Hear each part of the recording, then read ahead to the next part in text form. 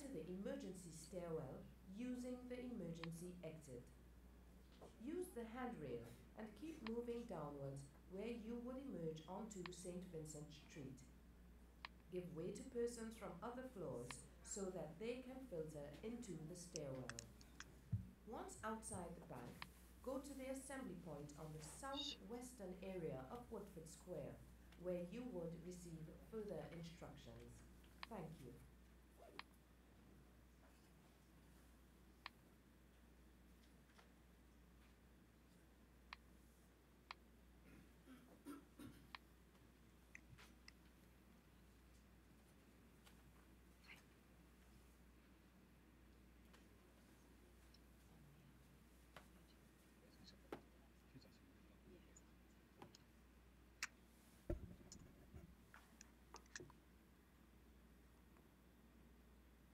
Good morning, everyone, and welcome to the Central Bank of Trinidad and Tobago, and welcome to the presentation of the International Monetary Fund's Regional Economic Outlook for Latin America and the Caribbean, which is being jointly hosted by the Ministry of Finance and the Central Bank of Trinidad and Tobago. Special welcome to the members of the media that may be here, and also those that are joining us via the live stream on our website and on our YouTube channel. My name is Kevin Finch, and I'll be guiding you through this morning's proceedings. First, I'd like to do some acknowledgements. I'd like to acknowledge the permanent secretaries from the Ministry of Finance that are here. Mrs. Michelle Durham-Kisoon, and I understand that P.S. Dan Paul and should join us in a while. So we thank you for joining us this morning. In terms of the agenda this morning, you would see that we have 3 presentations, 2 from the analytical chapters of the REO, which focus on fiscal multipliers and monetary policy communication, and the substantive piece on the economic outlook for the region. So let me introduce the members of the head table. I have Mr. Jorge Restrepo and Mr. Carlos Caceres, both economists from the Western Hemisphere Department of the IMF, and they will be walking us through the 3 presentations. At the end, we have a question and answer session, and we ask you to please hold your questions until the end. We will also be taking questions from our online viewers. If you can send your questions to the email address that is indicated. But before we begin, I would like to invite Dr. Alvin Hilaire, Governor of the Central Bank of Trinidad and Tobago, to deliver some welcome remarks. So join me in welcoming Governor Hilaire.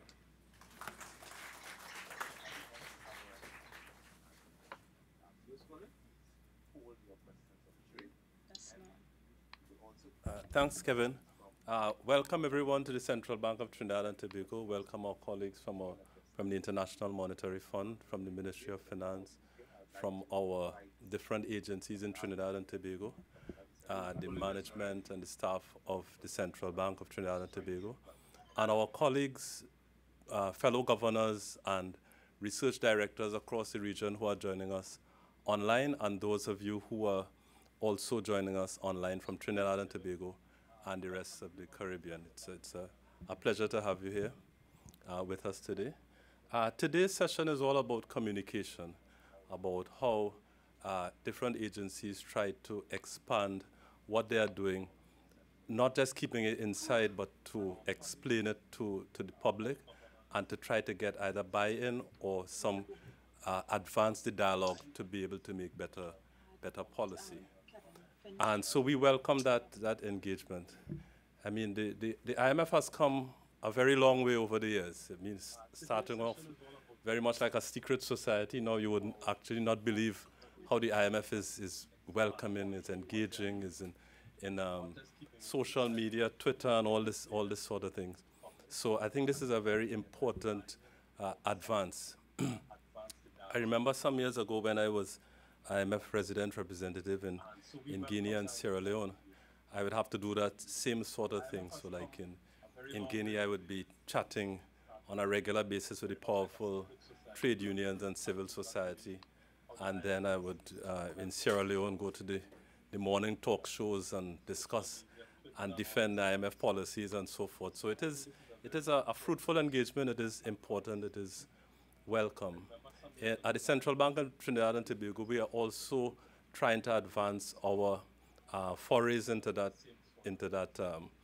world by making our policies as transparent as possible, by explaining it as simply as possible and as often as possible. So we try our best. Last week we had our combination financial stability report, monetary policy report, where we had 3 presentations and we fielded a number of questions. So we are taking it very seriously, and we want to continue and hope that we would get a lot of feedback as to how we are doing, what we could improve, and how we could make our communication even more transparent.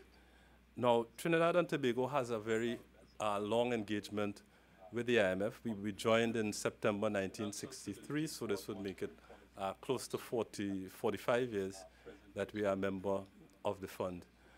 And over that period, we have benefited from all the different aspects of fund engagement. First of all, the financing, which most people know about.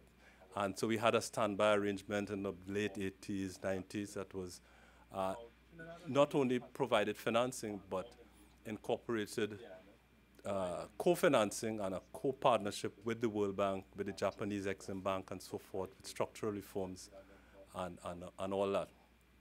Since then, we've not had a financing arrangement, but we have been benefiting from the other 2 aspects of the fund's activities. One would be surveillance, so that we have the regular Article 4 consultation each year with a visiting team, and we benefit from the engagement of the fund, their perspectives, which the country may not always agree with, but the dialogue is always healthy, always high level, and always animated. So we look forward to that. And then the other aspect, of course, would be the technical assistance, where the fund, given that it is a high-level international organization that has all these top world-class people across the world. I was there at one time. Sorry about that. But the technical assistance is quite important. We have so much. We have done on the fiscal side. A team has been helping our Ministry of Finance on fiscal issues.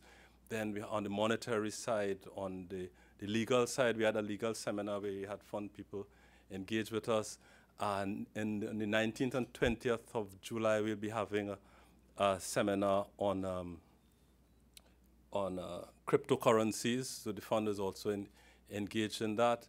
Then in January next year on cybersecurity. So it ranges not just on the technical macroeconomic side, but other things that engage central banks. So we welcome that engagement. And next year we'll be having a major activity, which is the Financial Sector Assessment Program. So that should be with the World Bank and IMF, maybe mid-year or so. So we look forward to engagement in that. Apart from Trinidad and Tobago, this is a regional outlook. So the rest of the Caribbean, the English-speaking Caribbean, is also very much aligned to discussions and so forth with the IMF. First of all, the technical assistance. There's a lot of technical assistance being provided by the fund, either directly from headquarters or through the Caribbean Technical Assistance Center called CARTAC. And this has been a resounding success since it started a few years ago. So we look forward to that. And then you have the surveillance activity. As I said, some countries are on a 1-year cycle, some on a 2-year cycle for the Article 4 engagements.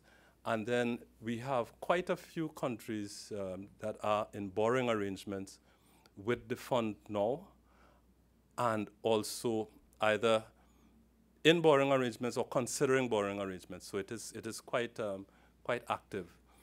And so this outreach, we again welcome. I think it would complement some of the other outreach activities that are being done, including with CARTAC, but also there's a high-level seminar each year. Last year, I think it was in Jamaica, and a couple of years ago, it was in Trinidad and Tobago, St. Kitts, Barbados. No, not Barbados, St. Kitts, Bahamas, and so forth. So I think we welcome the fund's discussion with us today. We do look forward, particularly our research department, and, to your views on the region. And so with these few words, I welcome your presence here today. As central bankers, we are particularly interested in hearing your views on communication and monetary policy. And thank you very much for being here, everyone, for coming, and welcome to our colleagues from the IMF. Thank you. Thank you very much, Governor. We want to get straight into the program, so we will ask Mr. Jorge Restrepo to deliver his presentation. So over to you, Jorge.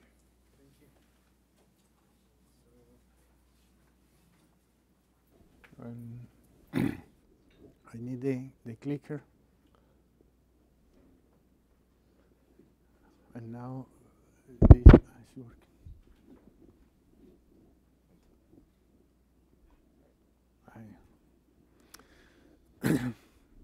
Well, thank you very much for the invitation. Thank you for being here. It's an honor and a pleasure to talk to you this morning. What we will present is the work we did for the most recent regional economic outlook that is produced in our division. And I will start talking about fiscal multipliers. Why is this? Most Latin American economies are planning to do fiscal consolidation in the next 2, 3, 4 years. This means that spending will be cut somehow, taxes will be increased somehow. The purpose is to reduce the fiscal deficit. Many Latin American economies have primary balances, negative primary balances that are not allowing to stabilize the public debt. So that's why so many economies are announcing fiscal adjustment. And we asked the question then, how this fiscal adjustment will affect economic growth, because this is a dilemma that the authorities face. We need to grow, but at the same time we need to consolidate the fiscal situation. We need to adjust and reduce the fiscal deficit. And this is mostly an empirical question. That's what we did. So my presentation, it's not working.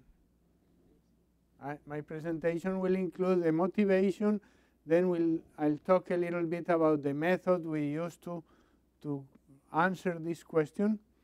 And I'll talk about the results and some policy implications.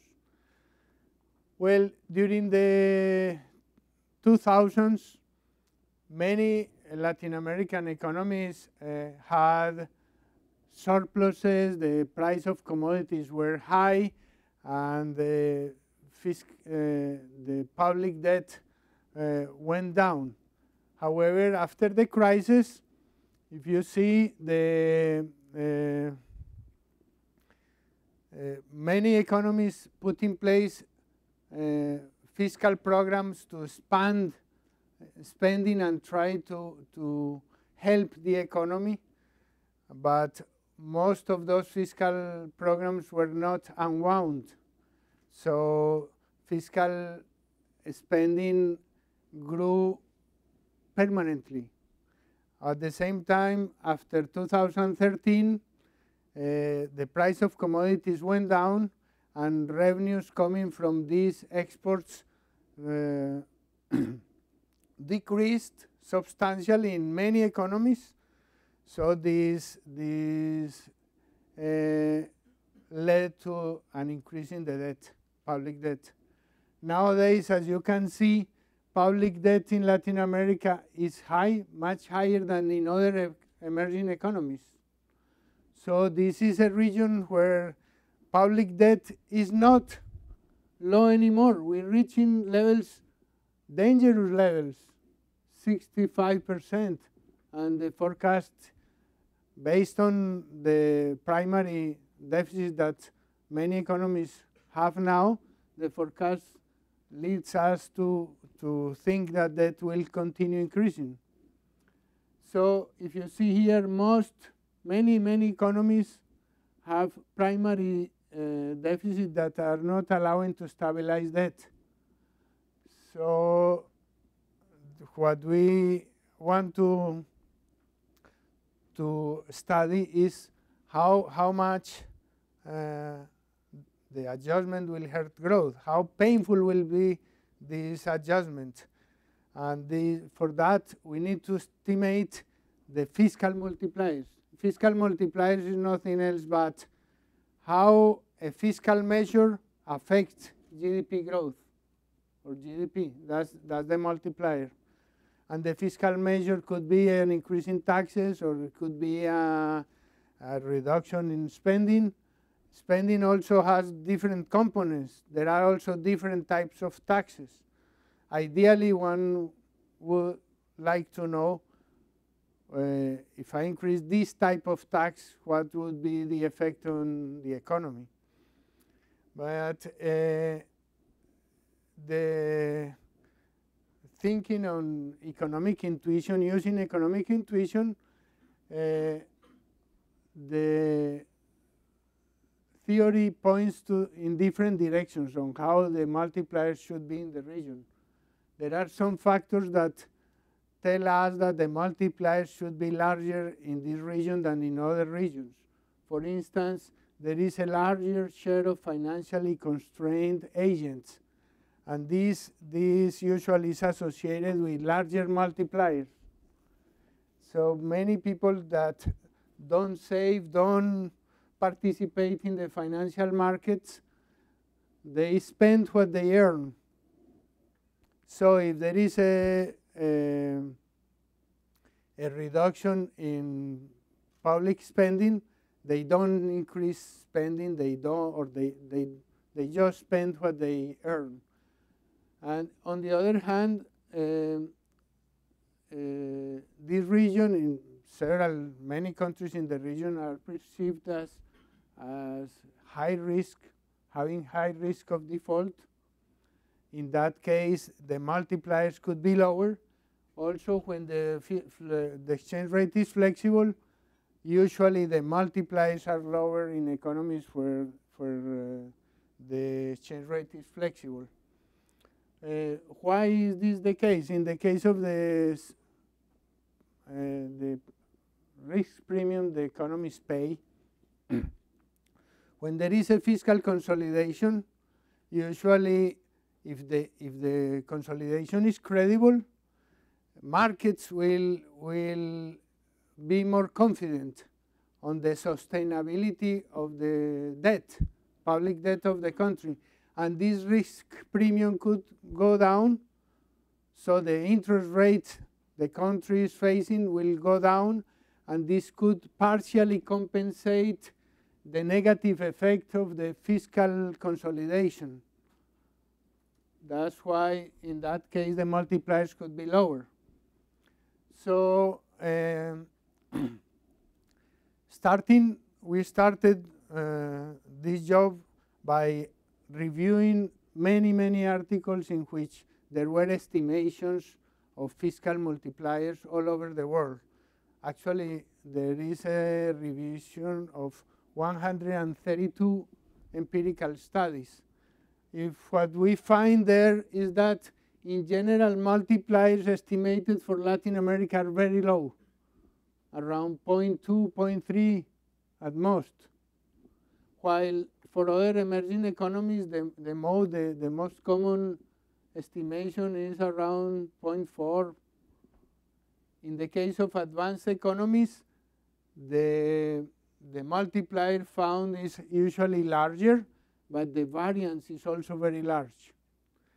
So there is no agreement about the multiplier. There are many different results in the literature. But in general, there is a constant finding is that multipliers for Latin America are smaller. So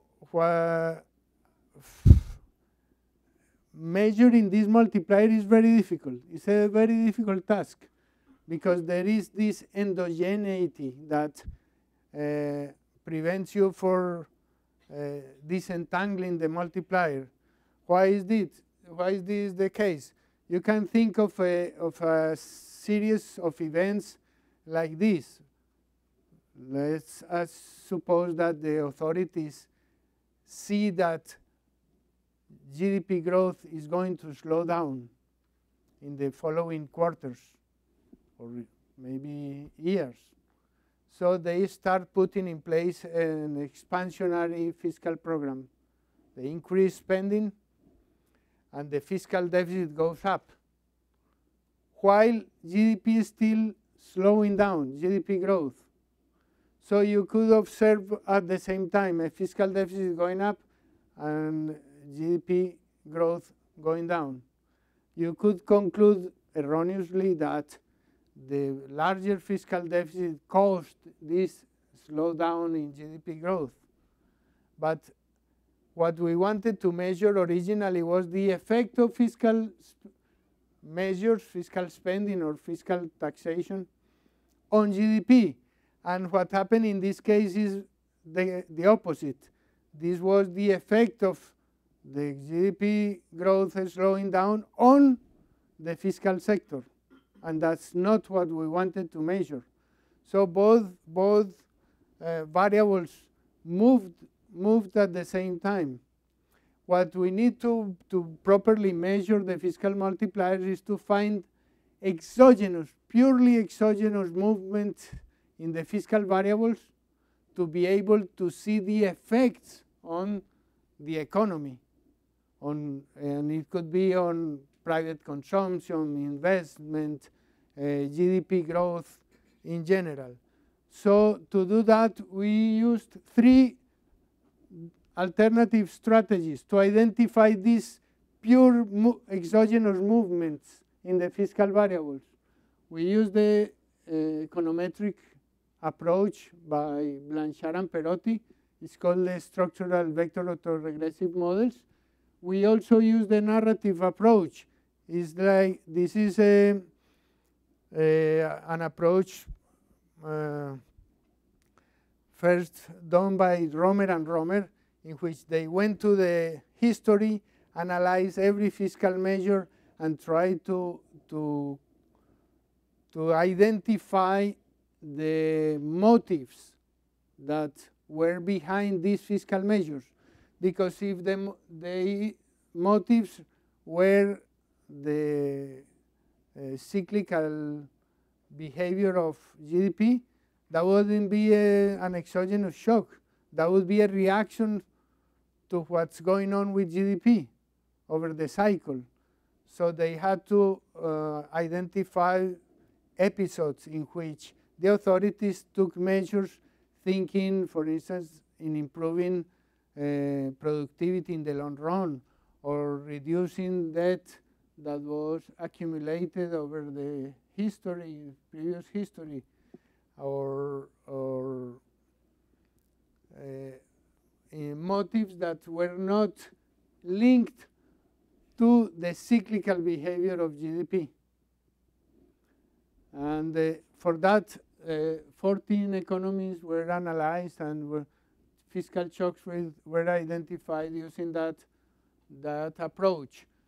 The third strategy was to use forecast errors. Here we follow Auerbach and Gorodnichenko, which they use forecasts of public variables, public spending or tax revenues from professional forecasters. And here we use the forecast done for the different teams of the IMF. They also, when they made their forecast, they also considered consensus forecasts and different forecasts, the authorities' forecasts. And what we did here was to compute the forecast errors. The team was forecasting a figure for the deficit, for instance, or for spending, and in the end there was an error, and we consider that like a shock, exogenous shock. So with those shocks identified using these three strategies, we estimated an equation in which we compute the accumulated effect of the shock on GDP. This is the method designed, put forward by Jordan in a paper published in 2005. So this is originally you can get this estimation estimating several equations. Many times you put the shock, the fiscal shock that you identified previously in T, and you compute the effect on GDP in T plus 1, T plus 2, T plus 3. Each time you estimate a different regression. But Valerie Rami, in a recent paper, is being published this year, proposes a single equation approach in which you compute here the difference between GDP in T plus 1 and T minus T, or T plus 2 and T, T plus 3 and T, and you compute the sum of the shocks. So this will be the cumulative effect of the fiscal shock on GDP. And this is also a discussion present in the literature to how to measure the multiplier. Is the highest impact on GDP? Valerie Rami claims that it's better to get the cumulative effect on GDP divided by the cumulative effect, cumulative fiscal shock. Why? Because sometimes spending is persistent. Then if you only measure the ratio of the cumulative effect on GDP over the initial impact, you're not measuring properly the multiplier because spending lasted longer.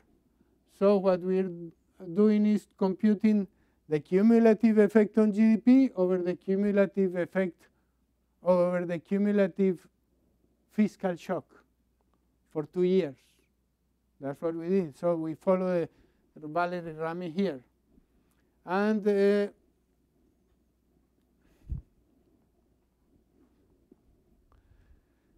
with that machinery, we estimated the effect of an increase in the primary balance of 1% of GDP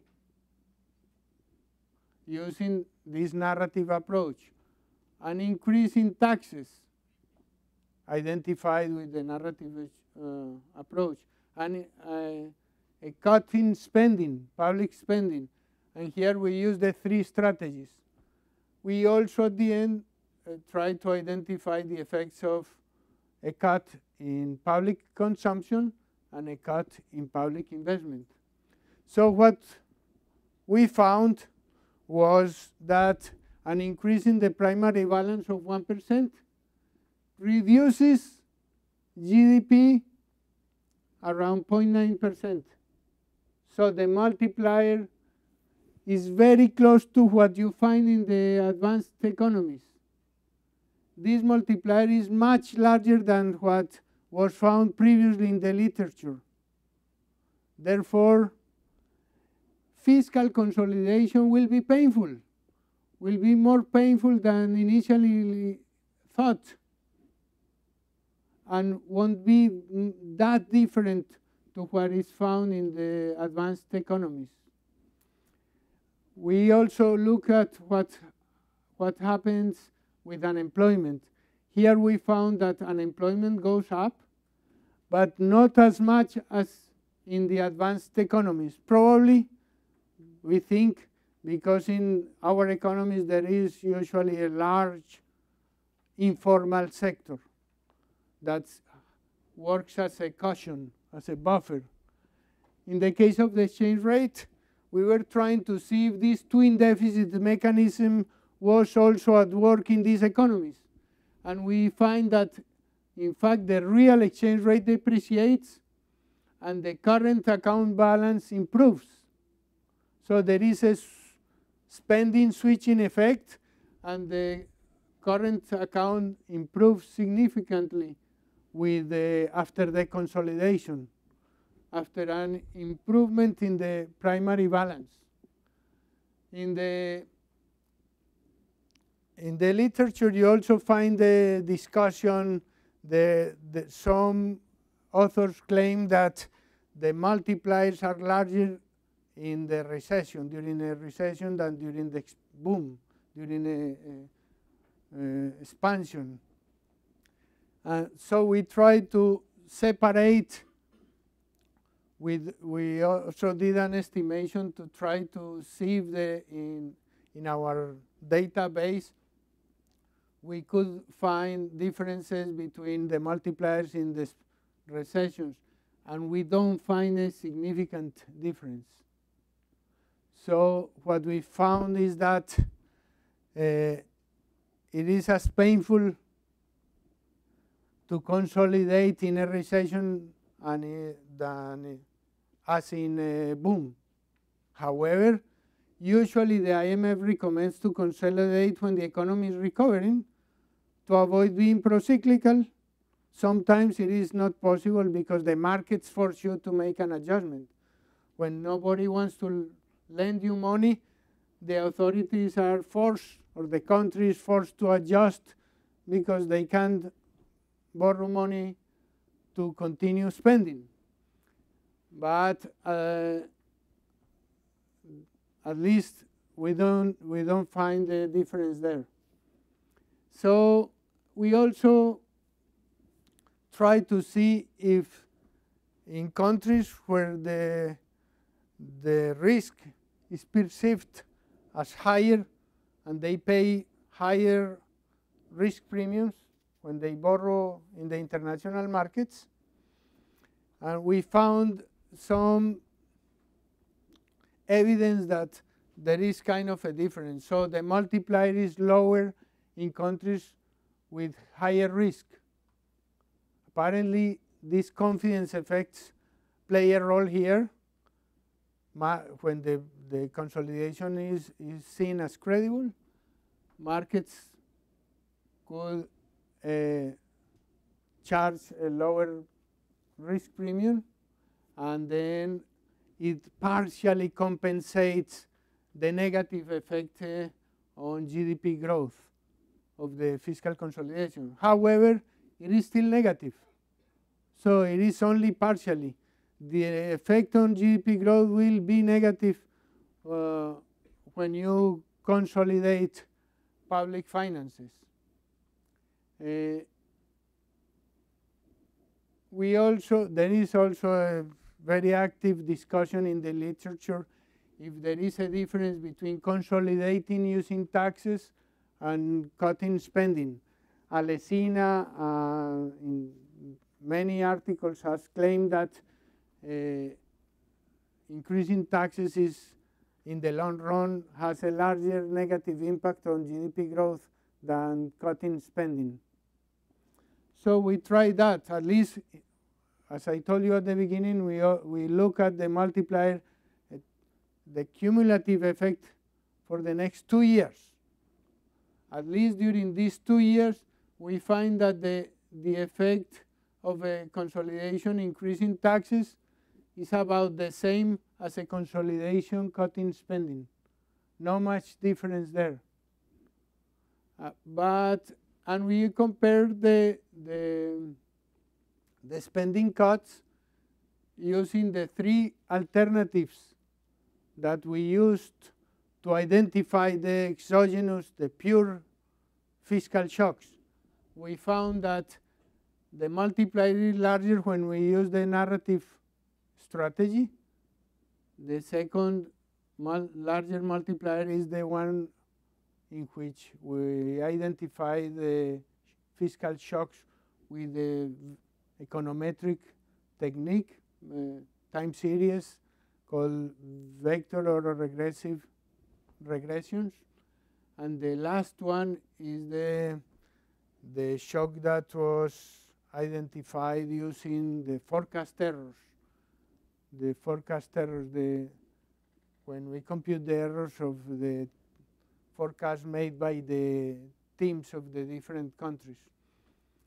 So as you see here, the narrative approach for the expenditure multiplier computed with the narrative approach is a little larger than 1. So the range goes from 0.5 to 1.1. And the final question we wanted to answer was if the composition of the adjustment matters. And we found that actually, if you cut investment, your multiplier is much larger. It could reach near 1.5. So if you do the adjustment cutting investment, it will hurt much more economic growth than if you cut current spending. So our recommendation here would be try to preserve investment, because this will, if you cut investment, it will hinder long-run growth, productivity growth. It will have not only a short-run effect, larger effect, but also it will have an effect in the long-run perspectives of the economy. So when we looked at the plans, the adjustment plans that these economies have announced, and we use the different multipliers. The diamonds, the red diamonds are the cases in which the authorities do all the adjustment cutting investment. In this case, the negative effect on growth will be extremely large.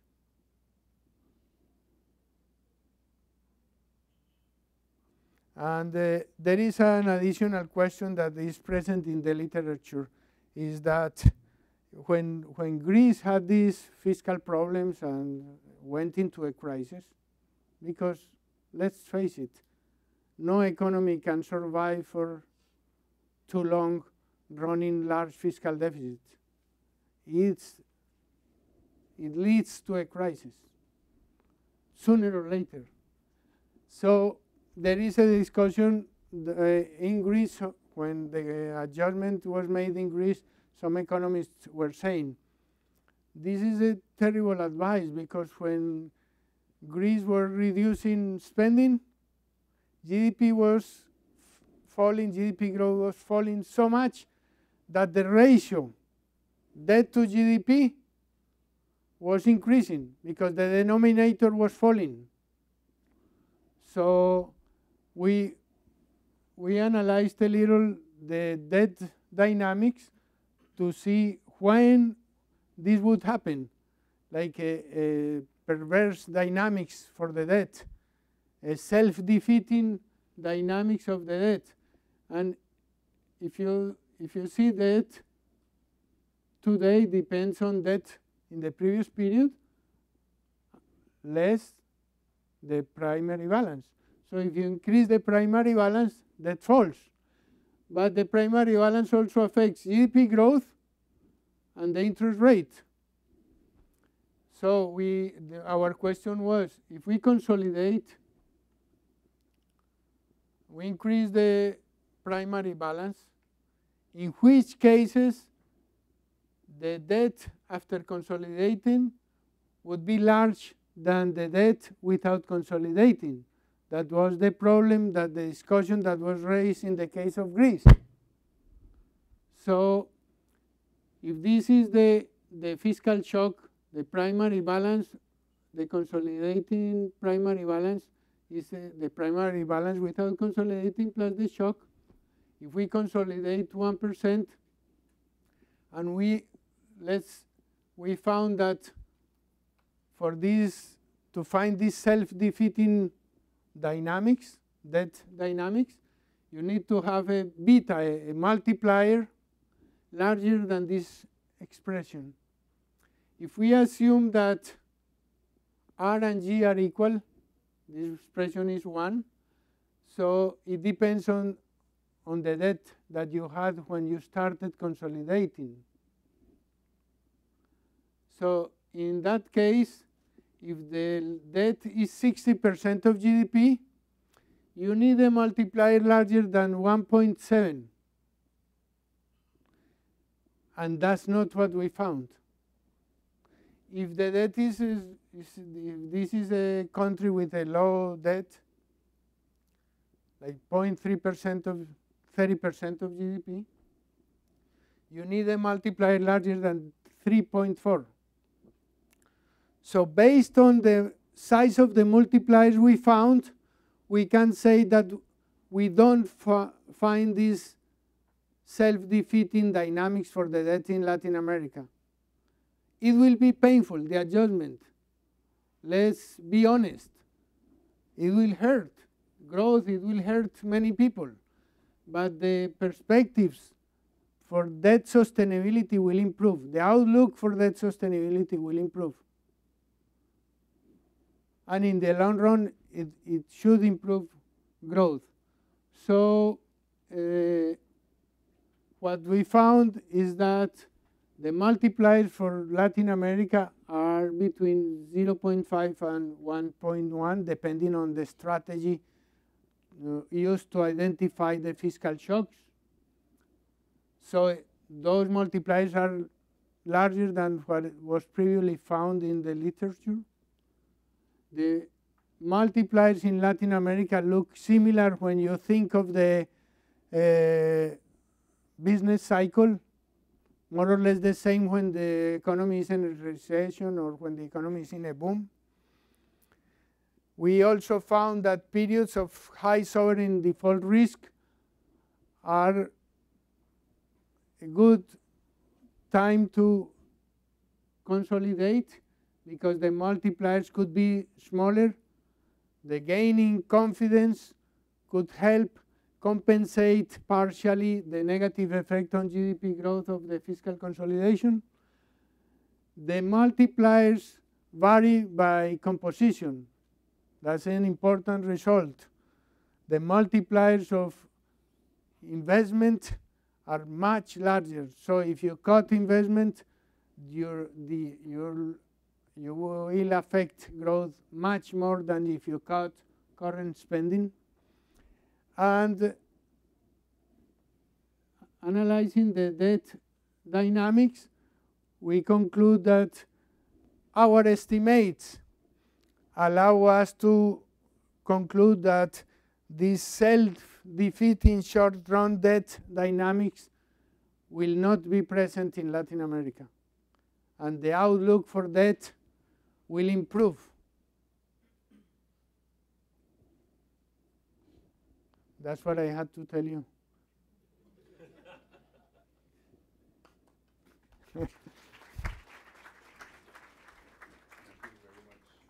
Jorge, I think you reminded us that the IMF still stands for it's mostly fiscal. So I'd like to invite now Mr. Caceres to walk us through the outlook for the region.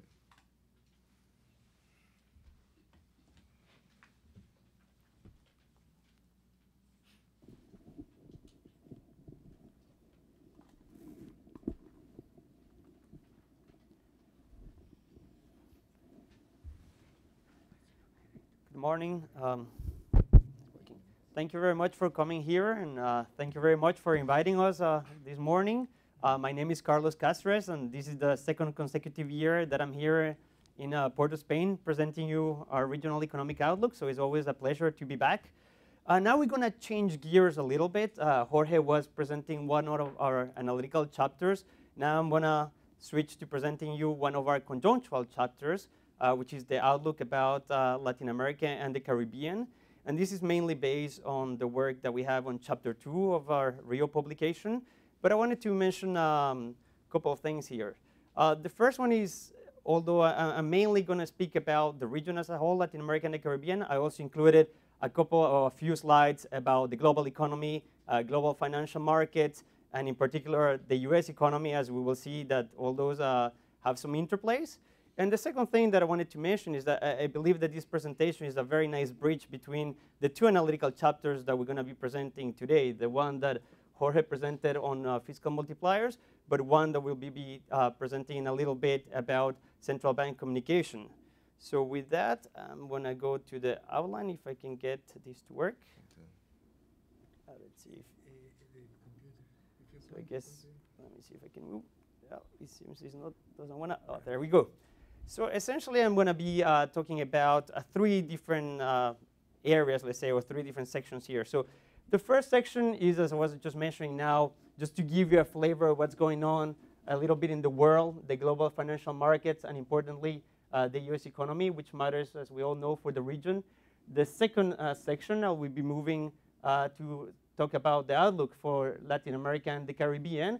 And in there, I have a subsection and a few slides that I wanted to give you a little bit of a flavor closer to home here. So I have a few slides specifically about the Caribbean.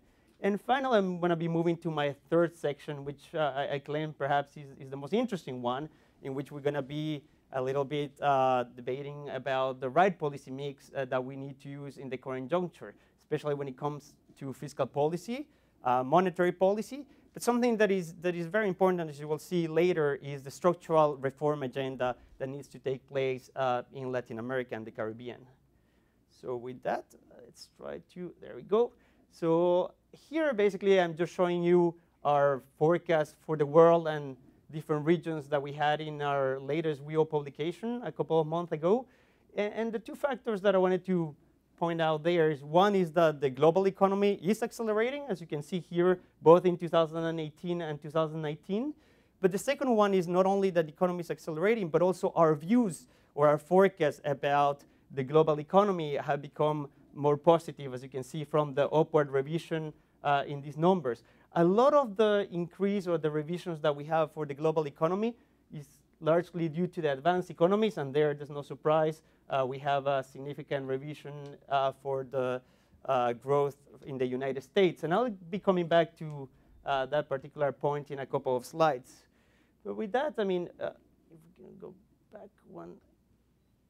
There we go. So what I have on the left-hand side there is a bit of a visual representation of what I was just mentioning now, the acceleration in growth in the global economy this and the following year. But something important is that this acceleration, that's what you can see in the right-hand side there, has been growing hand in hand with an acceleration in global trade. And this global trade is in large part due itself by an acceleration in investment in the advanced economies. So that's pretty much when it comes to the global economy. There's an acceleration that we expect both this and next year. But also when we go to, let's try to get there. There we go, the global financial markets. So what we have on the left-hand side is the interest rates in a lot of the global economies or largest economies. And despite some increase that we can see in rates in the United States, but not so much in other countries like Germany and Japan, we see that these rates are still fairly low. I mean, here I'm just showing you the last perhaps 10 years of history, but if I were to add a few more years, maybe 20, 25 years, you will see that these rates were coming from way higher levels. So overall, we can see that despite a small increase or still moderate increase in interest rates, we can see that overall these global interest rates are at very low levels in historical terms. And same thing when we look at other indicators, for example, global equity prices. I mean, in the US, despite some volatility earlier in the year, we're still at record high levels. And that's since we have data collected for this series, probably for the last 70 years. Likewise, if we look at the VIX, it's at extremely low levels. So all that I'm trying to say here is that despite some volatility sometimes that we see in the market, we are living really in an environment of really, really accommodative global financial conditions. And that's, as we will see, helping the global economy, but also the region. And the last slide that I wanted to show you about, if I can go back one, about global factors, something that is very important for the region as a whole, and you're very familiar with that here in Trinidad and Tobago, is commodity prices. So there's two points that I wanted to mention there. One is that, I mean, you can see that it has been a partial recovery in these commodity prices. And as you know very well, oil prices, for instance, they're now more than double than what they used to be exactly 2 years ago. But I wanted to emphasize, and that's my second point, that this is a partial recovery. I mean, although we have increased over the last couple of years, we're still at levels way below to what we used to have during the commodity super cycle just a few years ago. So with that, I wanted to move to the US economy. And here, something that we can see on the left-hand side is that growth now in the US is above what we consider to be potential growth in the US. So the output gap is not only turning positive, it's not only now no longer negative, but it's turning highly positive over the coming years. So meaning that the economy is going to be producing above its potential, if you want. And that's, if you look at other indicators, for example, what I have there on the right-hand side is the unemployment rate. The current rates of unemployment are already below the narrow, where we consider to be this long-term equilibrium unemployment rate in the US. And two important factors there that I wanted to point out. One is that by itself, the US economy was already accelerating, was already recovering for the last couple of years or so. But to that, and which is the second factor, we had to add this tax reform, which essentially constitutes a very significant fiscal stimulus to the US economy. As you can see there, most of the effect in terms of growth is going to come over the next couple of years. But the emphasis that I wanted to make there is that this is really a fiscal stimulus that is coming when the economy is at full employment, right? This is an economy that was already recovering, an economy that was already growing robustly. And on top of that, we have this fiscal stimulus. So the risk with that is that they can create quite a lot of inflationary pressures in the US. Already inflation has been increasing. The different measures of core inflation, core CPI or core PCE, which is the one that the Federal Reserve follows quite closely, they're back at the target level and they're expected to increase in the short term. So what I have here on the slide on the right-hand side is a little bit reflecting that risk that, you have this big stimulus at full employment, can put pressure, inflationary pressure, especially on the economy, and the Fed will have to react by increasing the interest rate faster than we, or more importantly, the market had anticipated. So I think that's an important risk coming from that fiscal stimulus in the short term. And with that, I want to pass to our outlook for the region. And in the short term, very good news, I will say. Pretty much here you can see the different growth rates from 2016 to 19. So as you can see, there's going to be an acceleration in growth both in 2018, but also a further acceleration in 2019. And the reasons for that, I mean, there's no surprise there. There's two of them. One, as you can imagine, is a little bit of the other side of the coin of everything that I've been talking now. So the positive global development, starting with the global economy, an acceleration of the global economy, which increases global demand for the region. And of course, that benefits real exports from the region. And that's what is there on the left-hand side. But what is on the right-hand side, I think that there's something peculiar, that basically what we measure there is the difference between real exports from the region, from Latin America and the Caribbean to the rest of the world, compared to the import growth of the partner countries, weighted for each country depending on how much you trade with those countries. So essentially, when you see a negative number like the one here for Latin America and the Caribbean, what it's telling you is like, yes, it's true that Latin America and the Caribbean is benefiting from this global demand, so it's exporting more, so real export are increasing, but they're not increasing as fast as the import growth of partner countries. So they could be growing faster, essentially. This is what this chart is saying. And that's not only true for the region, but as you can see, for quite a few of the large economies in the region, that's also the case. They're not fully taking advantage of this increase in global demand. The second one is a little bit, again, the other side of the same coin that I was mentioning before, global financial conditions being very accommodative, and that also permeates into the region. So what you can see here in blue is the different sovereign spreads. We can see that they increased quite a lot at the end of the commodity super cycle a couple of years ago, but now they're back at very, very compressed levels. Likewise, if we look at other indicators like equity prices in red there, have rebounded quite a lot, or even different measures of different financial asset prices throughout the region. And what I have there on the right-hand side is something that I will follow the same format in many of my slides. What you see in the purple bars basically is the fall in that indicator during the end of the global commodity supercycle, and the marker is where we are now. So you can see that a lot of the currencies, in this case, fell quite sharply at the end of the global commodity supercycle, but there has been a partial rebound with the partial rebound in commodity prices that I was mentioning earlier. So with that, if I can move up one more. The last thing from the external environment that is benefiting the region, I think, is obviously very strongly is commodity prices. So this is pretty much showing for each of the countries the net commodity terms of trade, so taking into account not only the export of commodities, but also the import of commodities in each of these economies. And we can see that at the end of the global commodity supercycle, what is in the bars there, the purple bars, especially for the hydrocarbon/oil exporting countries, the net commodity terms of trade fell quite sharply. And now with the rebound in oil prices, we have seen a little recovery in net commodity terms of trade. And that, as we'll see later, is very important for different macroeconomic indicators in the region. But okay, all that's, I will summarize, is the first factor. Now is the global environment that is very favorable for the region, and that is helping quite a lot the region in the outlook for the next couple of years. But domestically, there's also very important factors, if I can get to there, which is investment. And investment at the regional level has been falling for at least 3-4 years quite sharply, which is what you can see here by the red bars.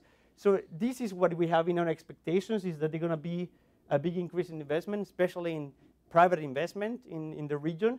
And in terms of growth rates, if you think, or in terms of delta, you can see that the biggest contributor actually to the increase or the acceleration in growth this and next year in the region is mainly driven by this increase in investment, this acceleration in investment.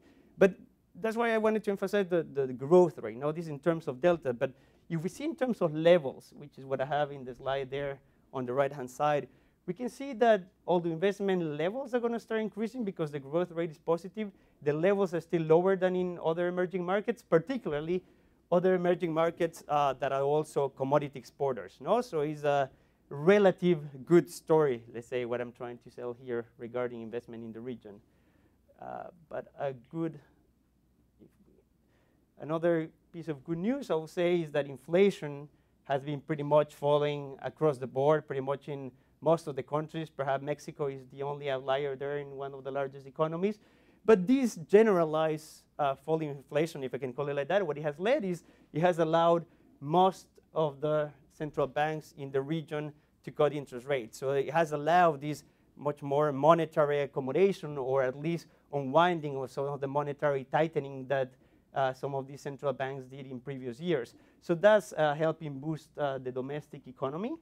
And the last point that I wanted to mention regarding the outlook of the region as a whole is when we look at external adjustments. So as I was mentioning earlier, we have this big commodity terms of trade shock. A lot of the current accounts throughout the region deteriorated quite sharply.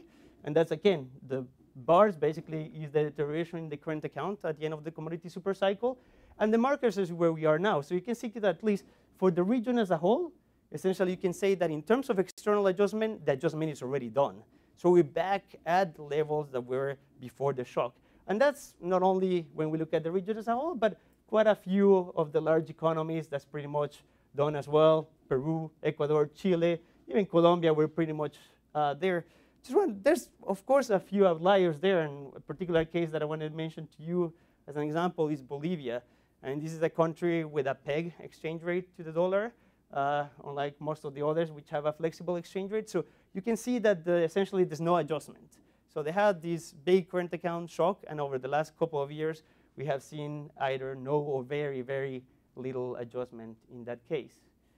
Now, as I promised earlier, I wanted to give you a little bit of a flavor of what's going on in the outlook for the Caribbean. So similar story, I will say, in the short term, that these blue things should be a little bit to the right. But anyways, you can see that, again, a story of an acceleration in economic activity that we're expecting for the period 2018-2019. And this is not only true for the commodity exporters, but also for the tourism-dependent countries. So it's a little bit at the sub-regional level. It seems that we have, again, the same story as we see as for the region as a whole, an acceleration in economic activity.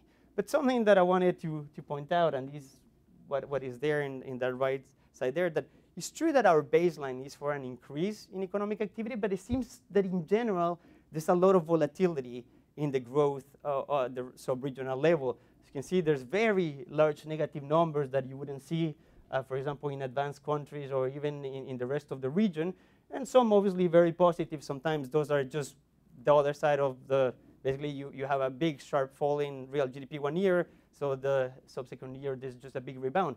But that's, I think, an important characteristic of these economies. There's a very large volatility in terms of real GDP growth, and in a significant part, if we change there, if you can, next slide, thank you. So a lot of that is what this slide here is trying to convey, that is a very large exposure of the sub-region to natural disasters. As you can see here, I mean, the number or the incidence of natural disasters in the Caribbean and in developed countries is way higher than the average for the world and other countries. But it's not only that these natural disasters occur often, but it's also that the impact tends to be much larger than in other countries. You can see here the red bars is the Caribbean, and it tends to be larger than even in other small states throughout the world, but obviously much larger than the rest of the world there. So a very important factor, I think, for the growth outlook in the region, as you will know. The second one, I think, is a risk coming from some of the factors that Jorge was mentioning before. These very high levels of debt, particularly in the tourist-dependent economies of the Caribbean, which are even higher than, I will say, the Latin American and the Caribbean average as a whole. And Trinidad is probably one of the ones that have the lowest levels of debt, but increasing over the coming years.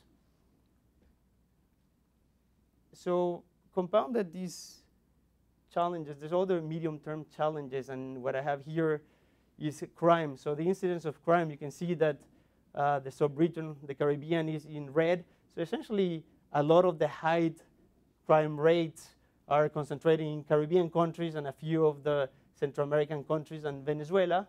And similarly, that has a very important economic cost, that it has other social aspects as well. So that's another medium-term challenge that the sub-region seems to be facing.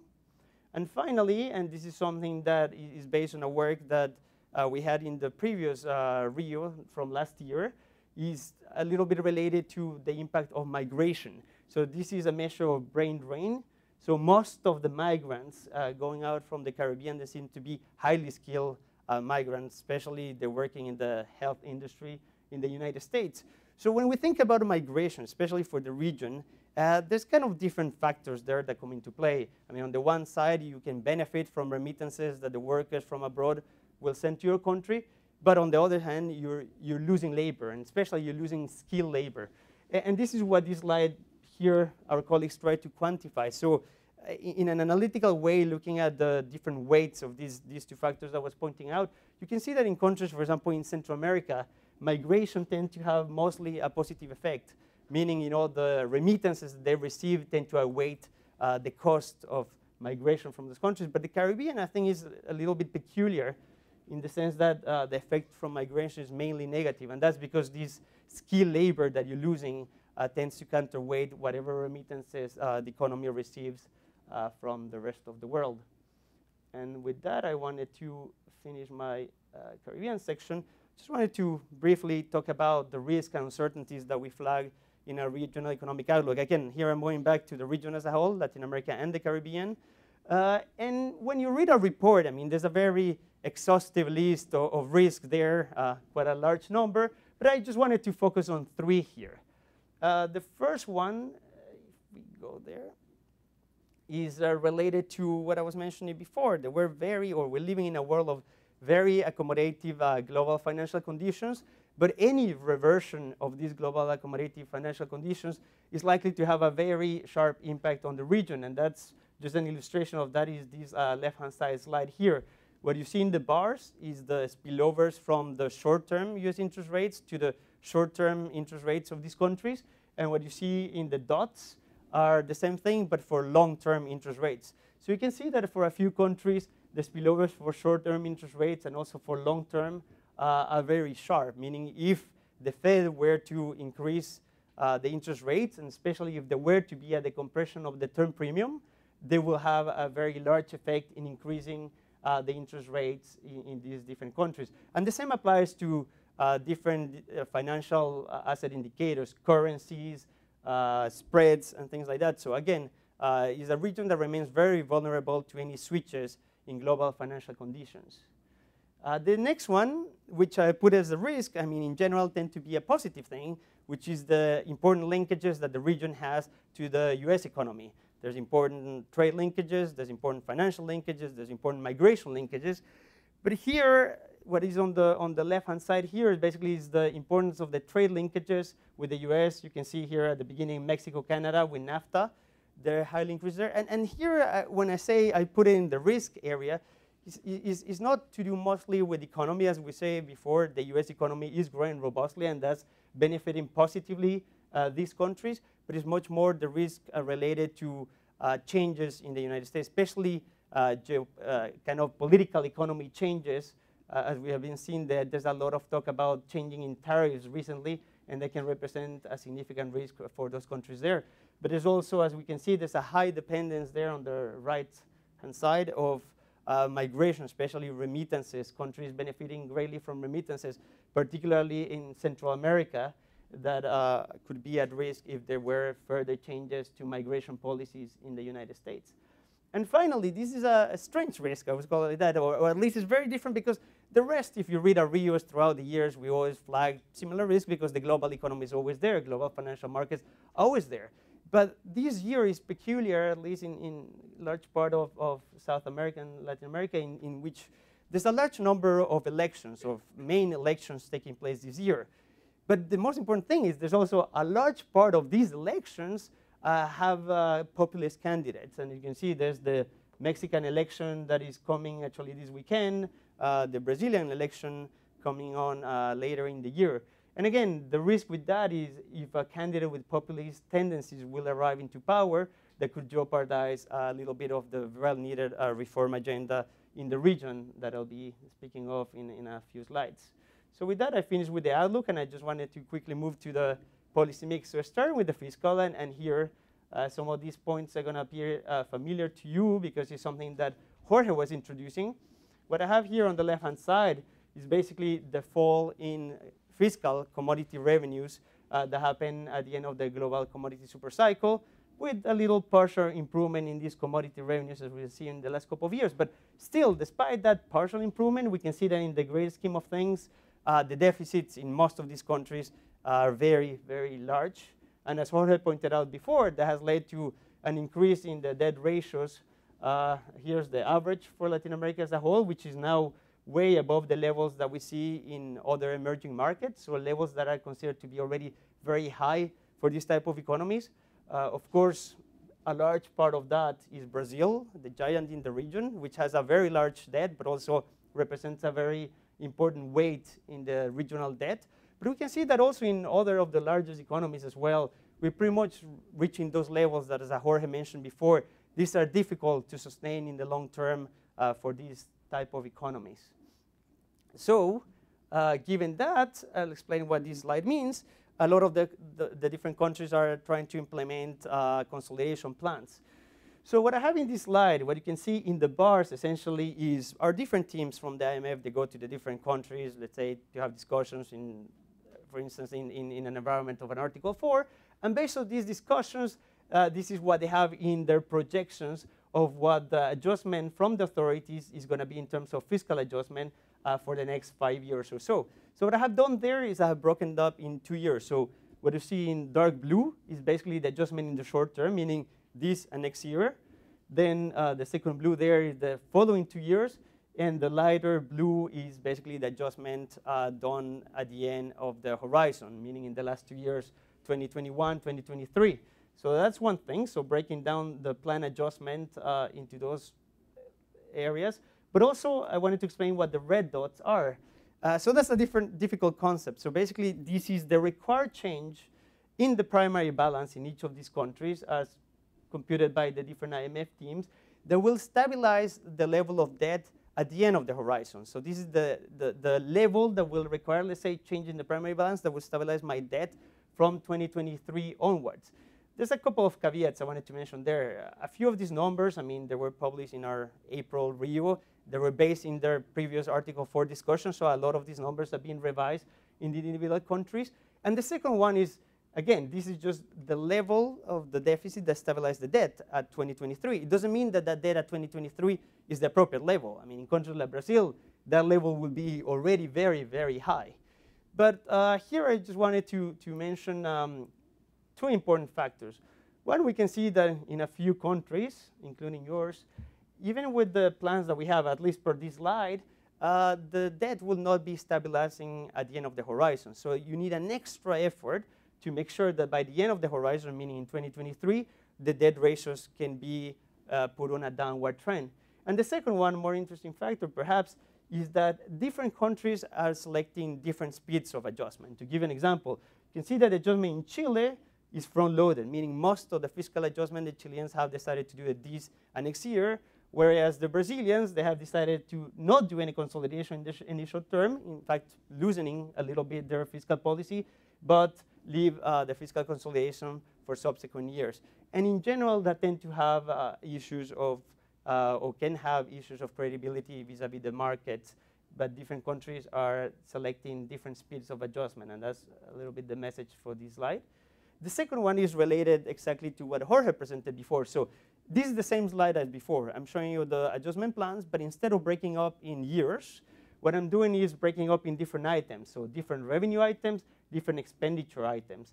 And the particular one is you can see that a lot of these plans involve these dark red areas, which are capital investment cuts. And that's something that Jorge mentioned before. It is very important because that's kind of the cuts that not only will have a bigger multiplier, meaning induce much more pain in terms of growth in the short term, but it's also the ones that are needed for sustaining potential growth in the long term. And this is something that, again, this is based on plans. If I were to show you this slide in which has actually been done over the last, let's say, 4 years, pretty much the whole slide will be red. So a lot of the countries, whatever they have consolidated so far, they really tend to do it by capital investment cuts, just because it tends to be politically easier, but more economically painful. I skip this, which Jorge speak. The last thing that I wanted to mention, fiscal policy. So before all the slides about fiscal policy that I was mentioning before were about short-term adjustments. So this adjustment basically to the commodity terms of trade or the falling commodity prices that we saw a couple of years ago. But there's also more, I would say, long-term type of challenges that the region faces. So this is the need for more longer-term structural reform in the fiscal area. And here, there's no surprise. I think there the elephant in the room is Brazil. In order to be sustainable, it's not only adjusting to the current shock, but they really need to do important fiscal reforms, in particular reforms of the pension system. Without that, it will be very difficult to ensure the sustainability, the fiscal sustainability of the region. So with that, I'll move into quickly monetary policy. So there's something that we have seen. I mean, we take a couple of steps back, and where we see what a lot of these countries or central banks have been doing over the last 10 years or so, we see that despite the fact there has been much more exchange rate flexibility than in the past in a lot of these countries, something that we have noticed is that the inflation pass-through, meaning the pass-through from the exchange rate into domestic inflation, has been coming down in advanced economies, but also in the countries here in the region. And that's not only true in the kind of LA5 more inflation targeting ones, but across the region as well. The only thing that we notice there is that in terms also of inflation anchoring, so meaning convincing the markets that the central banks are going to hit the target, the inflation targeting countries of the LA5 has been also very successful. So overall, the message that I'm trying to say there is that, you know, if we look at the history of a lot of these countries in the last 10 years, there has been a significant improvement in their monetary policy frameworks and the way the central banks conduct the inflation targeting regime with increased credibility. But despite that, there's always a but, is that when we did this analysis and we tried to look at the response of a few of these central banks, how will the response to shocks when in normal, what we call normal times, versus times when you have a supply side shock, especially one leading to a large depreciation, which is in red there. And large depreciation here, I define it as a 10% fall in the national currency versus the dollar over a 1 year period. But we did a lot of robustness checks, and same picture always comes. What we can see is that in general, these countries, what is in blue there, tend to have a countercyclical monetary policy. So in normal times, they do, to say, quote unquote, their job properly, to say like that. But what we see is whenever they're facing these periods of large depreciations, either they become less countercyclical, as we can see here, or in some cases, Mexico, Peru, for example, they even become procyclical. So despite all the improvements that I was talking about before in these monetary policy regimes, it seems like a lot of the central banks in the region are still challenged on how to deal with these supply side shocks, like a commodity terms of trade or a fall in commodity prices that leads to a depreciation. And here I'm going to stop here because that's exactly what the next presentation about central bank communication is trying to tackle, how to further improve the inflation targeting regimes in those countries to deal with those type of shocks. But I just wanted to finish, if we can go there, next slide, with what I was saying before, structural reforms. Now, if I have to choose one sentence to summarize my whole presentation about the outlook, I would say that that sentence is good news in the short term. I mean, as we saw, we're expecting the economy to accelerate both in 2018, 2019. So again, good news in the short term, but very bad news for the medium term. And I say bad news for the medium term because what I'm showing here is basically our predictions of long-term growth, or if you want, growth potential for Latin America and the Caribbean. You can see that we expect lower potential growth than in other regions, especially compared to Asia. But more importantly, Latin America is not expected to grow much more than advanced countries.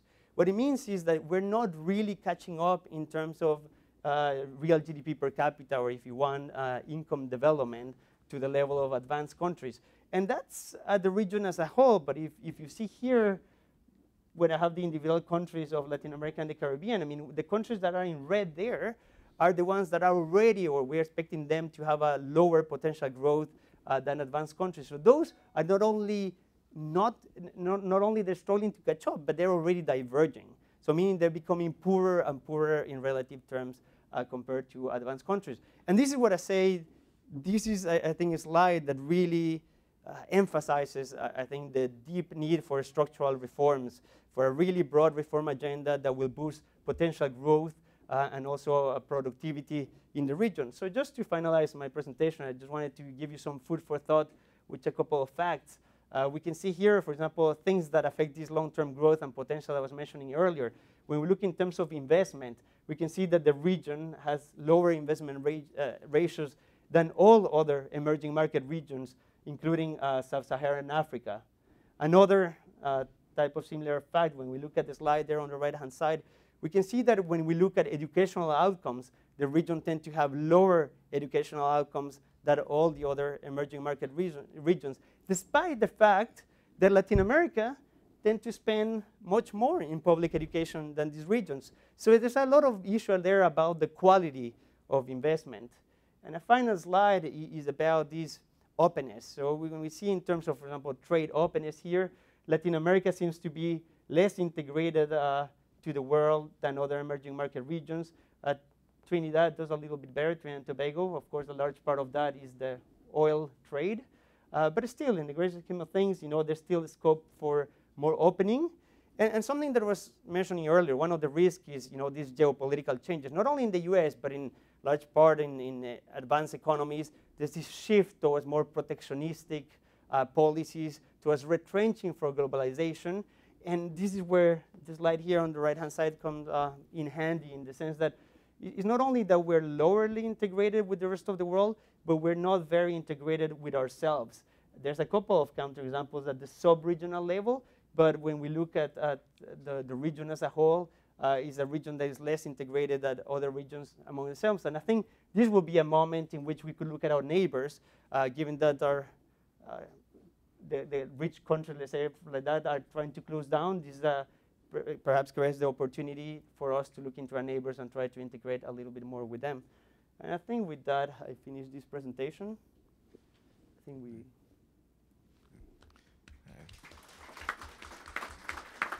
Thank you very much, Carlos. I think it was a very interesting presentation. We're going to test your stamina a bit and ask you to move straight into the final presentation on monetary policy communication. Very well. So now I'm going to be wearing a completely different hat.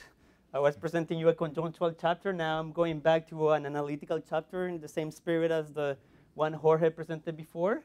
And this is a chapter that was written by my colleagues, led by Juan Yepes, and then Jan Quarer-Shalor and Etibar Yafarov. So something that I want to mention to you, as you can see, my name is not there. So if you like the presentation, you can let me know. But if you don't like it, feel free to send them an email and complain to them. But with that, I'm going to start with the presentation. And this is something similar to something that I was mentioning earlier. I mean, when we look at some of the main central bank inflation targeters from the region, what this slide is showing is what we call basically the degree of anchoring. So the anchoring of inflation expectations. So the deviations of inflation expectations from the central bank target. And something that we see there is pretty much in most of the countries, there tend to be large deviations. So there's an issue of these countries, except with a notable exception of Chile, perhaps they're having issues of convincing the market they're going to deliver their inflation mandates as per they're supposed to, as expected. And what is on the right-hand side there is very similar to the concept that I was showing in one of my previous slides. So basically what we see here is that over this period, which is broadly coincides with the period in which we have the end of the global commodity super cycle, and there were large depreciation in these countries, a lot of these countries pretty much have a negative output gap, so the economy was growing below potential. But most of the central banks, they're reacting by increasing the policy rate. Except, again there, I wanted to point out the notable exception of Chile, that was the only one that managed to cut interest rates when facing this. So again, this is the typical situation that I was telling you earlier. You have a supply-side shocks, the currencies depreciate, but your economy is suffering. What does the central bank do?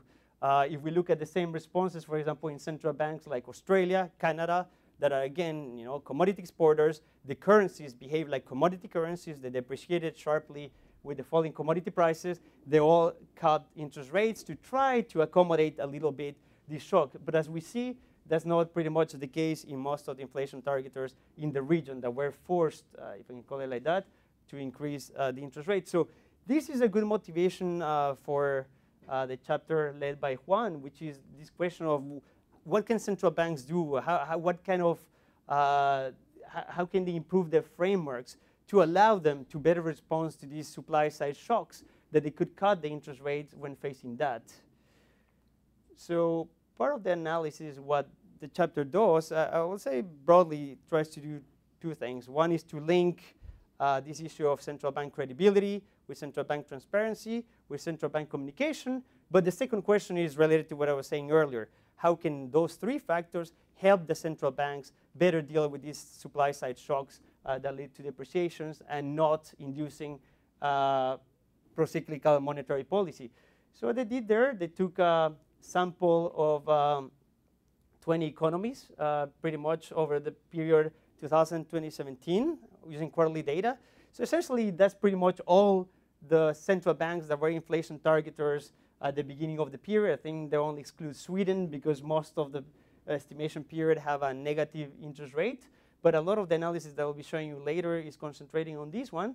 And what they see is what are the responses of these different central banks when they have these supply-side shocks. For example, a commodity terms of trade shock.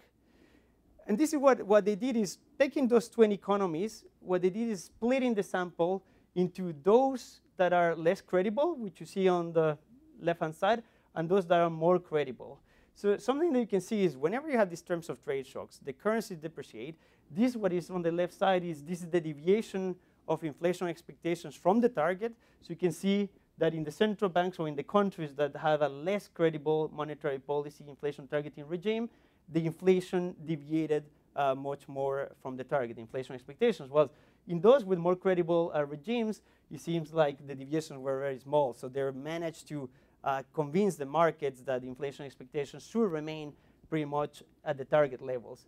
And what they have on the right-hand side there is what is the response of the policy rate of the central bank in order to, for example, decrease the inflation, this inflation gap by 1%. So again, you can see there that when you have the terms of trade shock, the central banks that were less credible had to tighten much more the policy rate in the face of those shocks to try to bring back those inflation expectations back to target, whereas those central banks that were more credible, actually they were able to cut the interest rate. So they were able to have a much more counter-cyclical fiscal policy. So this is basically just separating those that are credible from those that are not.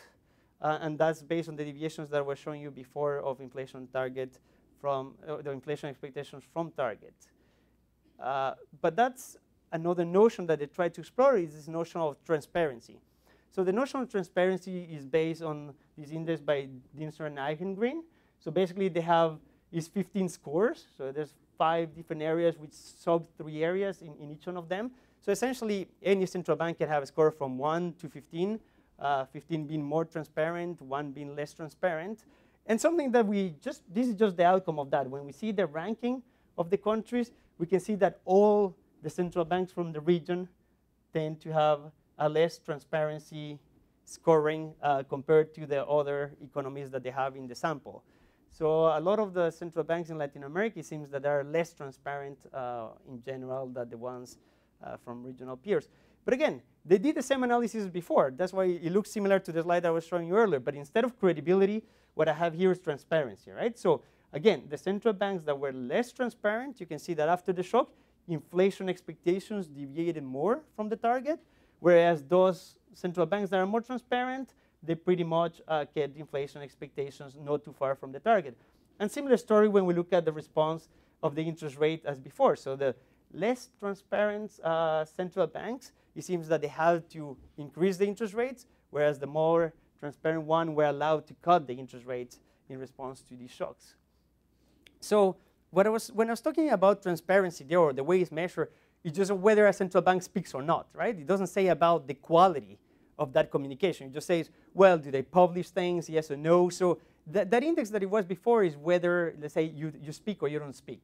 But here they're trying to refine with this second degree level. It's much about the quality of the speak, or meaning, in this case, the quality of the press releases. So what you can see here is, for example, they using these, they have a computer code that is a text analytic procedure that basically looks at the readability of the different documents that the central bank publishes. So pretty much, this is what is in the bars is the legibility, if you want, or readability of the central bank press releases. What is in black is basically they took a local newspaper in each of these countries and they compare whether it's easier to read that local newspaper versus the central bank. And you can see that countries here, you don't have the time evolution, but in countries like Colombia and Chile, they have moved towards the level of the local newspaper. But for example, in the case of Mexico, it is much harder to read the central bank communication compared to the local newspaper. And I think at some point in Spanish, they even look at Harry Potter. So Harry Potter, the Spanish version, and it was way here. So it's essentially easier to read Harry Potter than the communications from these central banks. What you see actually in purple is our own Rio, not this year, but the previous year.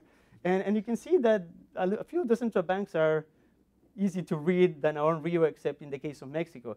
Something that I found interesting is apparently we ourselves are clearer when we publish our Rio in English compared to when we publish it in Spanish.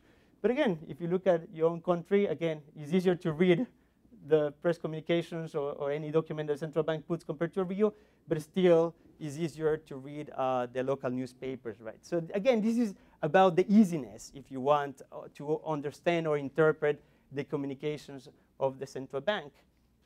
And something that we see there that a few of the central banks, before, as I was saying, transparency is just about speaking, not speaking, no communicating, but not about the quality. So a lot of these central banks feel like, well, if we're not very transparent, let's just increase transparency, let's speak more. But speaking more, as you can see, for example, Mexico, Brazil, they increase the length of their communications or their press releases, tend to have a negative, in general, association with clarity. So just putting more information, communicating more, speaking more, doesn't mean that they speak nicer, to put it in another way. And something interesting is this slide. Again, this is not causality, but a very interesting correlation. So this is, again, the readability index that my colleagues use in their analysis, is on the horizontal axis. And what they have here is what you can think of predictability. So this is, imagine like tomorrow there's going to be a decision of the central bank. So you ask all the different market participants, what do you think, for instance, the Central Bank of Chile interest rate is going to be tomorrow after the monetary policy meeting? And you say, well, it's going to be 3%. And in the end, the central bank increases the rate to 3.25. So there's a difference on 25 basis points of what you or you, the market agents, were thinking before.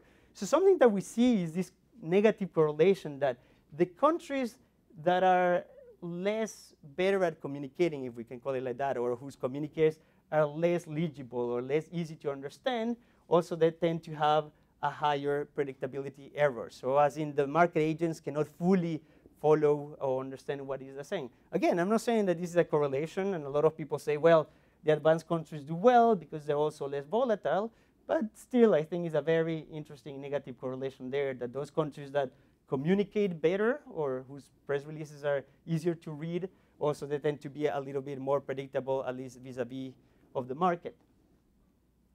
So now we're going to a third level, if you want. So remember, at the beginning I was just talking transparency, just about do I speak, I don't speak, right? The second one is do I speak nicely or I don't speak nicely? But I could be a poet and speak very nicely, but it still mean nothing, or you will not understand really what is the signal I wanted to give you. So this is kind of like the third degree of type of communication that my colleagues look into it, and they're talking about the tone. So the tone of the central bank, meaning how much indication does a central bank give about its actions. So do the central bank wants to give an indication that they're going to start a tightening cycle, or the opposite, or no indication?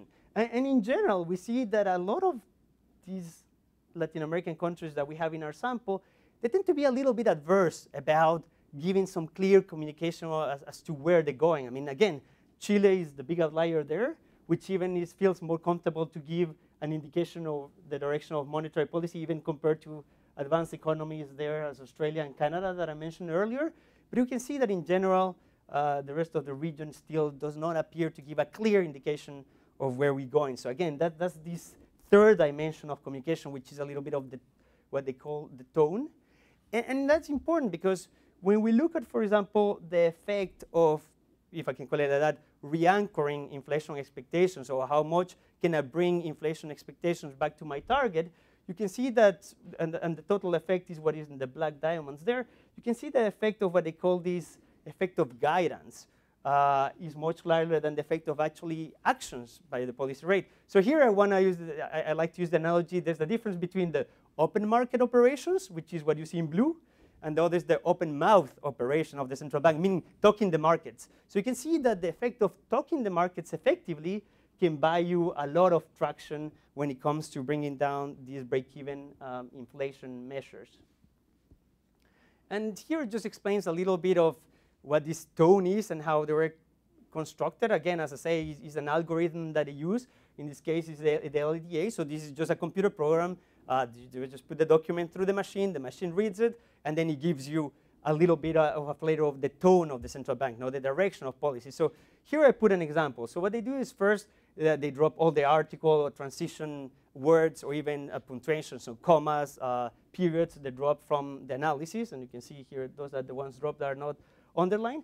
And then they tend to look at words such as when things are increasing. For example, the economy is increasing. That's something positive, right? Or inflationary pressures are rising. That's again is positive. If you want, meaning is hawkish, right? So the central bank is communicating that there's an underlying increase in economic activity and potentially in inflationary pressures. That's why they call a hawkish mention to mention like that.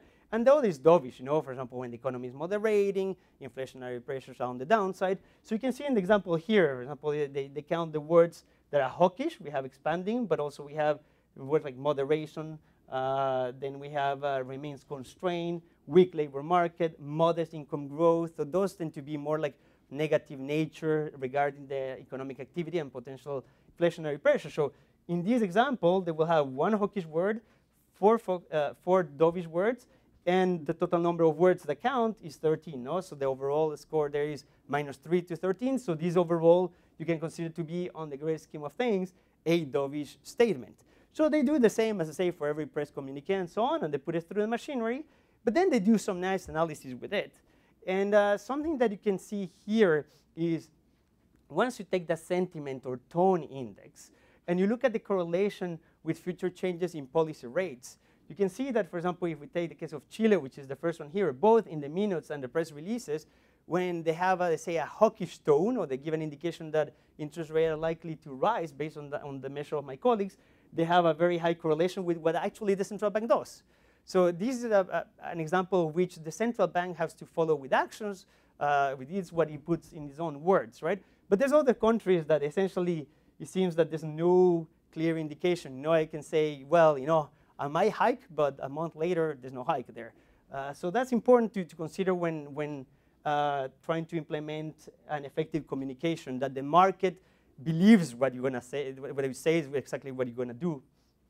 And just one slide regarding to that.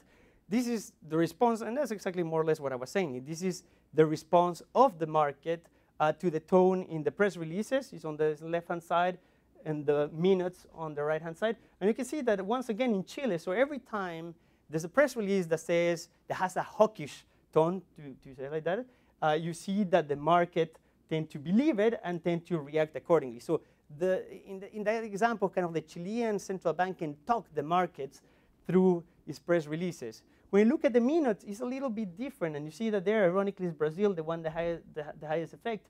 But this is a little bit more historical in the sense that until about 2 years ago, in Brazil, the press release, or after the COPOM, after the monetary policy meeting, there was not much information. They were just like, the COPOM met today, and they decided to increase the rate to that. So you didn't know, you didn't have a flavor of really what the Monetary Policy Committee was thinking. So you had to wait until 2 weeks later to get a little bit of information from that, from the minutes. Well, the case of Chile was the opposite.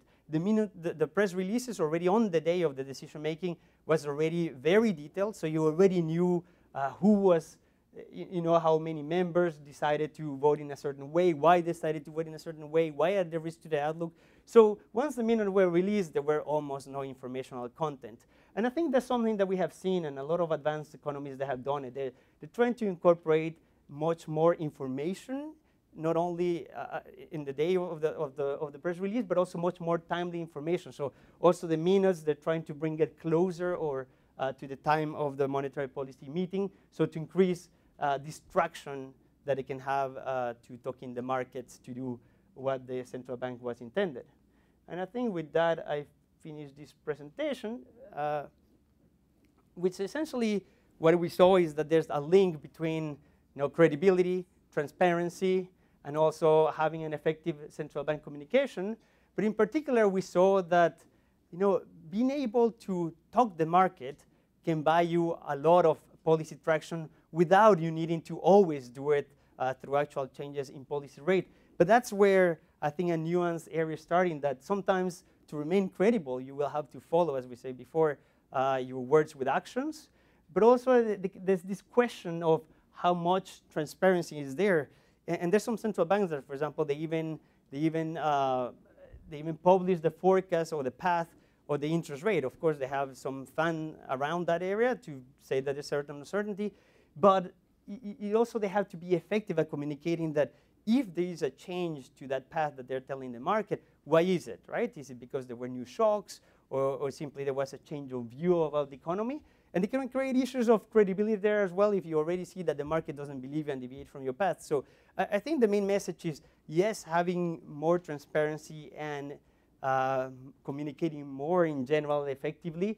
It seems, as we saw before, that allows the central banks to act more freely, especially when it comes to dealing with supply-side shocks.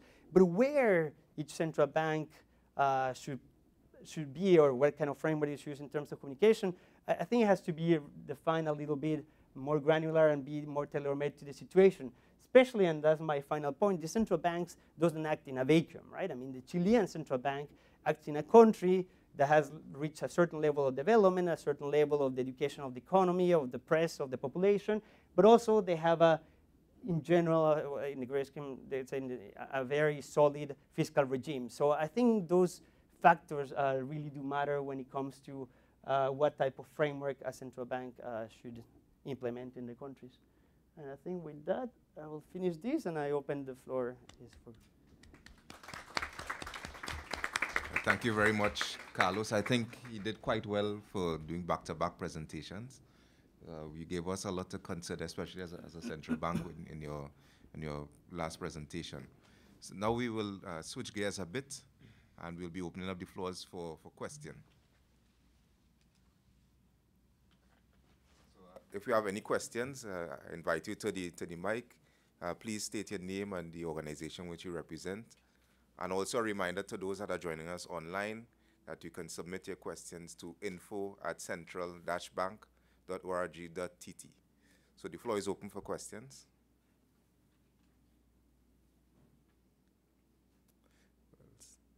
Well, I guess I will use chair prerogative and ask my question first.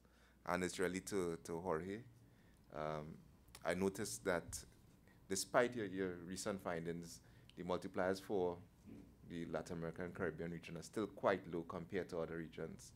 What are some of the factors that could underpin that finding? Is it on the structural side? What is causing that low level of multipliers?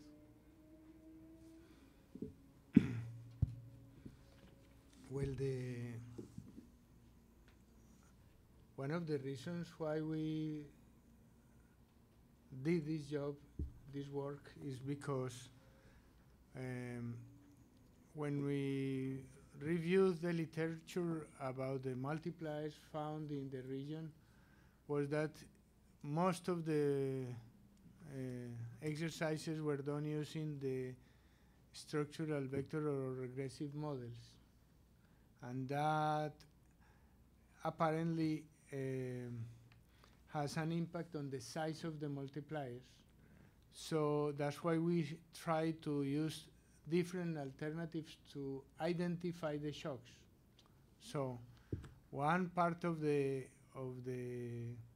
reason or the explanation why the multipliers are so low is because of the strategy used to identify the shocks. But there is also economic reasons. Usually the small open economies tend to have smaller multipliers. So the economic theory tells us that small open economies usually those economies have at hand as policy tools is mostly fiscal. So the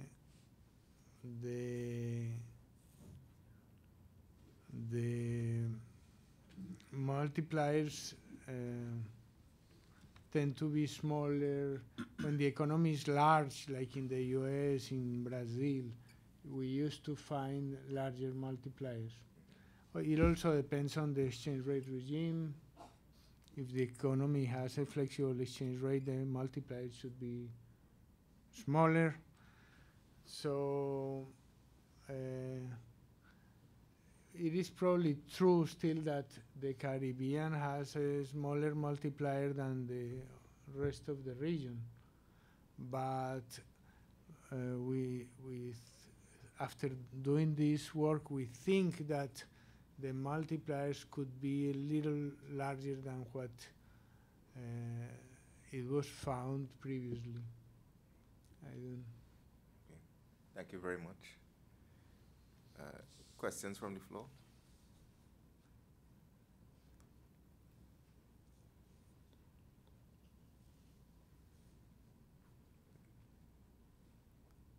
I see and acknowledge Mr. Wilson. And if you could come to the mic, please.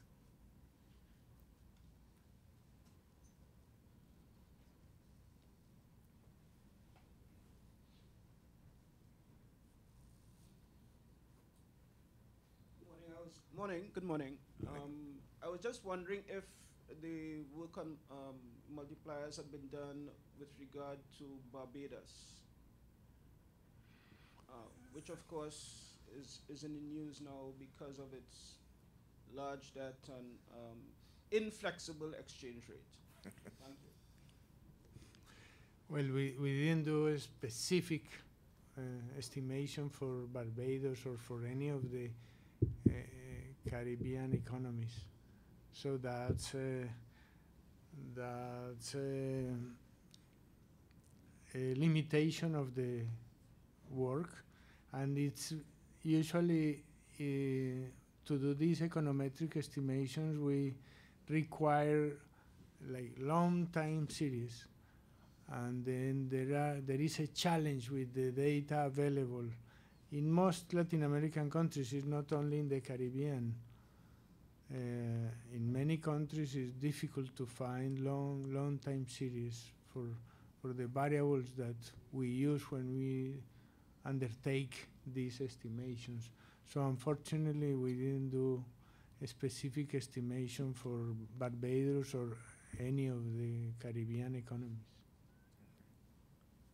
I think we could perhaps supplement that to perhaps respond to his question in terms of, have we seen economies in similar circumstances? What were the multipliers in those cases? As I said during the presentation, when the economy has this huge risk premium, if they undertake a credible fiscal program, it could mitigate to some extent the negative effects. So the multiplier would be a little smaller, because if the markets think that the program is credible and confidence, they gain confidence from the markets, the interest rates the country faces could go down a little and compensate to some extent the negative effects. So I would guess that the multiplier for Barbados at this moment, when the adjustment is most needed, would be smaller than for other economies. And if we think of the size of our multiplier, the size of the multipliers we found and the size that were found previously in the literature, you could think of a range. I won't say it, but one can guess that it would be close or even smaller to 0.5. Thank you. Any further questions? I know Carlos spoke a lot, but I'm sure you should have some questions for him.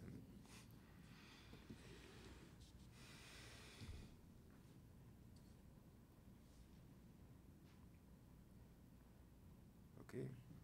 I guess you did such an excellent job. No need for further questions. It was effective communication. One more question.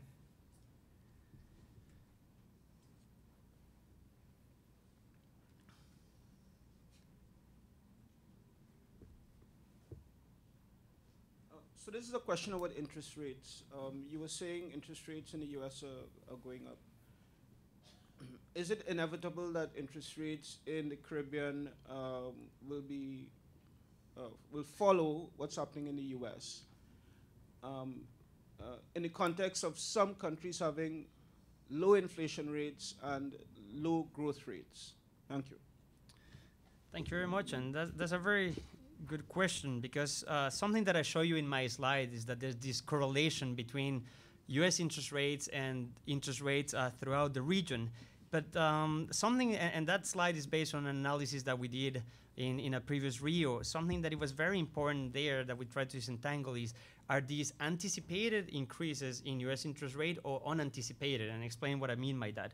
It's a big difference when the interest rate is increasing because the economy, you were already expecting an economic recovery, and then to accompany that economic recovery, the central bank is increasing the rates.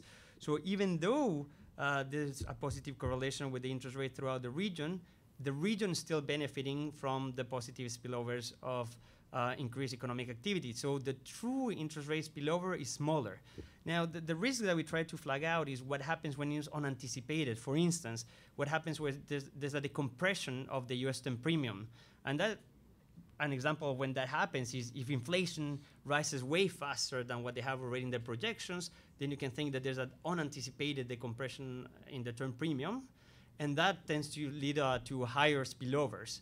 That's why we quantify in an analysis. So I think that's a little bit much more of the risk. So interest rates are increasing in the region, but it's not necessarily a bad thing in general when the economies are recovering in line with the US. But it's much more this risk that if the Fed were to tighten faster than expected with the compression of the term premium, that we will have larger, and I will put it quote unquote, unwarranted increases in interest rates, especially long-term interest rates throughout the region. And that's the risk. Doesn't mean it's materializing, but that's a potential risk that we flag in our report. Okay, thank you very much. Could you please state your name and organization? Alvin Hiller from the Central Bank of Trinidad and Tobago, I think. Yeah, let me give you a tricky one that is a very difficult one on the fund's perspective on Venezuela. Some of the challenges there now, and in particular, the impact potentially of the situation there on migration and the spillovers to the rest of the region. Thanks. No, very good question. And throughout my presentation, I said that in the document, we had a very exhaustive list of risks, but I just mentioned 3 in my presentation, and Venezuela was not there. And the reason, and partly this will answer your question, is because it has very significant spillover, but only to a very reduced subset of countries. So it's not that it's going to have, we're not expecting to have spillovers throughout the region, let's say not very few spillovers to countries like Chile, countries like Mexico. But something Touch mentioned is the risk of a big increase in migration to these countries. Notably, I think there Colombia is a big recipient, has received more than 1 million Venezuelans already. Obviously, Colombia is a bigger economy, for example, than Trinidad and Tobago. So even a smaller number here could put pressure. And this is pressure more in the aspect of pressure for social services, health, education, maternity, for example. Maternity hospitals are a little bit under pressure in neighboring areas in Colombia and in Brazil. So I think it's going to be an important risk, and it's something that we're monitoring. Again, but it's to a very selected sub-region, if I can call it like that, mainly the neighboring countries. Venezuela is still living a dramatic situation, and we think that this is likely to intensify over the coming month and not a couple of years. But again, we're expecting that that's going to put pressure only to these neighboring countries and not to the wider region. I would add that in that report, some forecasts are included, and the forecast for Venezuela is that between 2014 and 2018, GDP would fall 50%. So, and currently there have been several years in which the IMF is not going to Venezuela to do the article formation. However, the authorities of the IMF have expressed that if Venezuela wants help from the IMF, they are ready to collaborate as they do with any member. So if the Venezuelan authorities decide to try to implement a program with the IMF, the authorities are ready to help as much as they can. Thank you very much. If there are no further questions, we'd like to bring this session to a close. We would like to thank our presenters. So we could give them a round of applause. I would like to reiterate what Governor Hilaire said, that these forms of engagement are appreciated, and they go a long way in terms of building, the relationship between the institution and the country. So thank you again. We would also like to thank you for your presence here this morning and for staying with us. And for those that were viewing online, we thank you for taking the time to spend with us this morning. So with that said, we'd like to draw the session to a close, and hopefully we'll see you again at another Central Bank event. Thank you.